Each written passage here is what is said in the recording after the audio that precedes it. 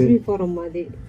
ఆయన అమ్మాయికి 6 నెలల్లో నాయుడుపేటలో సీక్రెట్ గా క్యానింగ్ తీసుకుంటే పంపించారు. వద్దనే కొన్ని తీసుకుపోయారు మా అబ్బాయి గర్భంతో.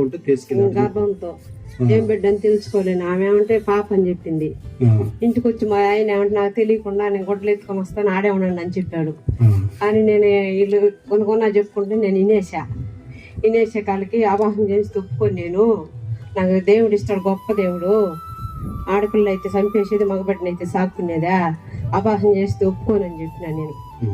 అందుకని మా కోడాలే చెప్పి ఇక్కడ మల్లం గుంట తీసుకొచ్చినాం. తీసుకొచ్చి నేను అన్న చేత కారణం చేపించుకున్నాం. దేవుడే గొప్ప కారణం చేస్తాడు, విశ్వాసం ఉందని మా ఆయన నా మీద కూడా కొట్టేదానికి కూడా వచ్చాడు. కానీ నేను ఒప్పుకోను. నువ్వు కొట్టినా చంపినా నేను అపాహం చేపిస్తే ఒప్పుకోను. ఆ బిడ్డకి ఏదన్నా అవద్దు, మనకేం చేయాలా, మన బిడ్డ అయితే ఒకటే ఆ కోడాలు అయితే ఒకటే అని నేను ఒప్పుకోవాలా. అందుకని ఇక్కడ తీసుకొచ్చినాం. కానీ ఇప్పుడు దేవుడు ఒక మగబిడ్డని ఇచ్చినాడు. అందరు కలిసి ప్రార్థన చేశారు.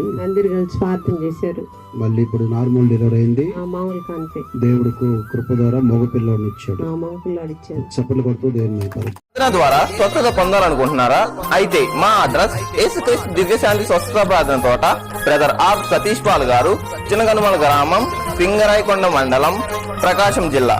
మా ఫోన్ నెంబర్ 9849867516.